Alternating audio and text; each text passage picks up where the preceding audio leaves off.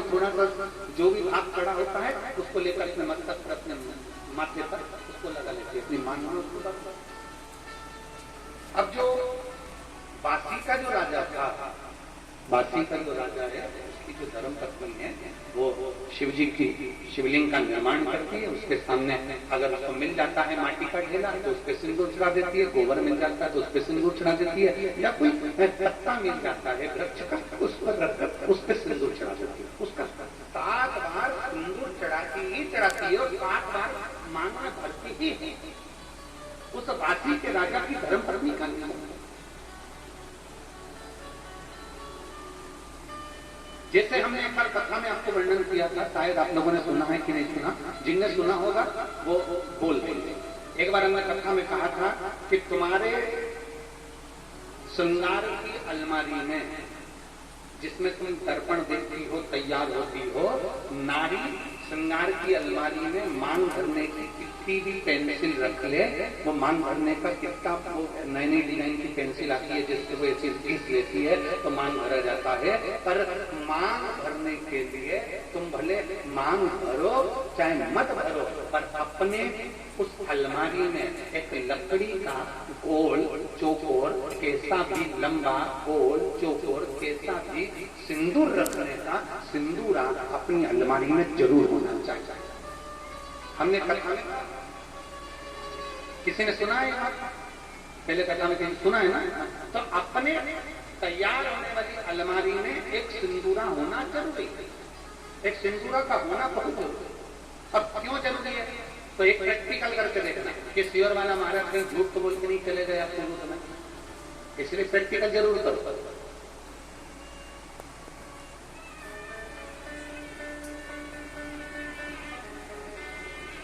जहां पति पत्नी में आपस में झगड़ा हो रहा हो, बहुत क्लेश रहता, बहुत ज्यादा, दोनों एक दूसरे का मुंह देखना पसंद ना, दोनों एक दूसरे के सामने ना आए, इतना क्रोध जिस पति पत्नी के आपस में रहता हो, अगर पत्नी एक सिंदूरा अगर शंकर जी के मंदिर से पार्वती जी को टच कर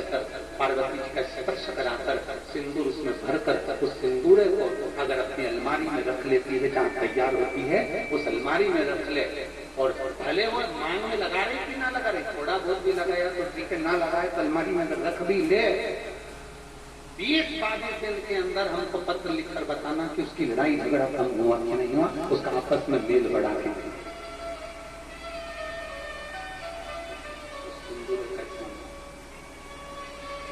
उस सिंदूरे का इतना महत्व है कि वो सिंदूरा प्रेमी को आकर्षित करता है। गौरी शंकर शिव महापुराण की कथा चल रही है, जरा ध्यान दीजिए। गौरी शंकर शिव पुराण दोस्तों का स्मरण, पार्वती जी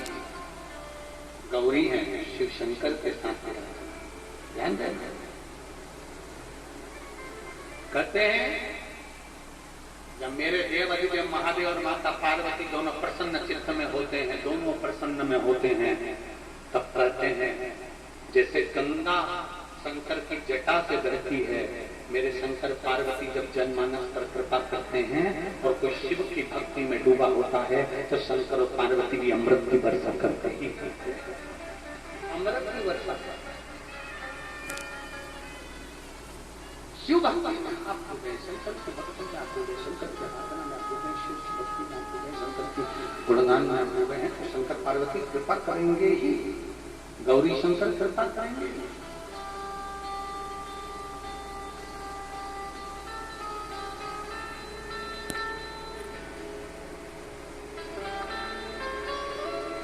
बासी के राजा और रानी भस्म का शिवलिंग बनाते हैं, उसकी पूजन करते हैं, सबका अपना अपना नियम पूजन करने। गौरानी भरती है, मांग में सिंदूरा ले आते,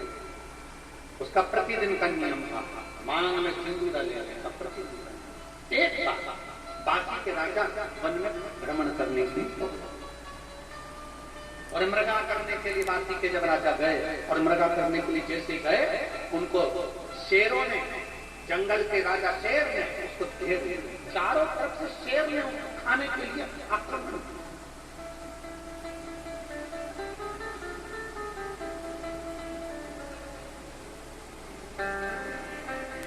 चारों तरफ से जब शेरों ने घेर लिया, शेर ने घेरा, बासी के राजा ने विचार किया कि अब मेरे प्राण बचाने वाला कोई, अब मेरे प्राण नहीं बच सकते, अब मेरा प्राण बचाने वाला कोई हो ही नहीं, अब मेरे प्राण नहीं बच सकते, अब मेरे प्राण नहीं बच पाएंगे। रानी बेटी हुई, उसका मन विचलित, रानी का मन विचलित, और रानी का जब मन विचलित हुआ, आज ऐसा लग रहा है रानी को कि मेरे राजा का कहीं आहित होने वाला। शंकर की आराधना करने वाली अर्धांगिनी, शिव को जल चढ़ाने वाली नारी, शंकर को जल चढ़ाने वाला पुरुष, शंकर को जल चढ़ाने वाली बेटी, शंकर को जल चढ़ाने वाली माता, शंकर को जल चढ़ाने वाला बेटा, शंकर को जल चढ़ाने वाला व्यक्ति जो शिव के मंदिर में रोज जाता है, अगर उसके साथ में कुछ अहित होने वाला होता है तो 7 दिन पहले देवादिदेव महादेव उसको थोड़ा ना थोड़ा हिंट दे देते हैं कि तेरे साथ में अहित होने वाला। शिव को जल चढ़ाने वाला, शंकर का गुणगान करने वाला, शिव की स्तुति करने वाला, शंकर का गुणगान में रहने वाला, शंकर को एक लोटा जल चढ़ाने वाले को मेरा देवादिदेव महादेव, काल अधिपति, महाकाल राजा, जिसको शंकर देवादिदेव महादेव को महाकाल कहा गया है, काल अधिपति कहा गया है, काल अधिपति अपनी काल की गणना कर उसको हिंट दे देता है कि तेरे साथ में ये होने वाला है, तू समझ जा, तू बच जा, सतर्क हो जा।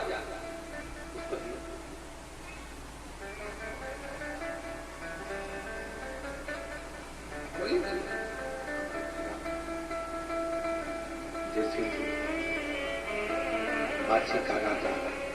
जंगल में जैसे ही फंसा,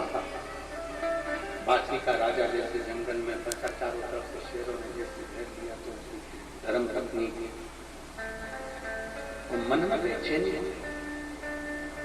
अब मन में बेचैनी हुई तो धर्म पत्नी ने उसके साथ, मुझे ऐसा क्यों लग रहा है कि मेरा पति कहीं उलझा हुआ, मुझे क्यों ऐसा महसूस हो रहा है कि मेरा पति कहीं फंस, मुझे क्यों ऐसा लग रहा है कि मेरा पति कहीं उलझा, परंतु करूं क्या? बासी के राजा के धर्म पत्नी में विचार कर क्या सकती हूँ, क्योंकि मेरा जो धर्म है मेरा रजस्वला, और रजो धर्म नारी शंकर के मंदिर में जल चढ़ाने नहीं जाती, रजस्वला नारी भगवान शिव के मंदिर में पूजन करने नहीं जाती। अब मैं रजस्वला नारी, मैं भगवान शंकर के करीब में कैसे जाऊं, मैं शंकर की आराधना कैसे करूं, मेरे पति का क्या होगा, क्या करेगा, कैसे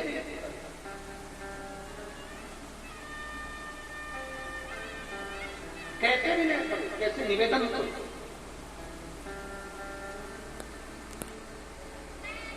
और बासी के राजा की रानी जो मट्टी का ढेला था, जो गोबर का ढेला था, जिसपे सिंदूर डालकर सिर में लगाती थी,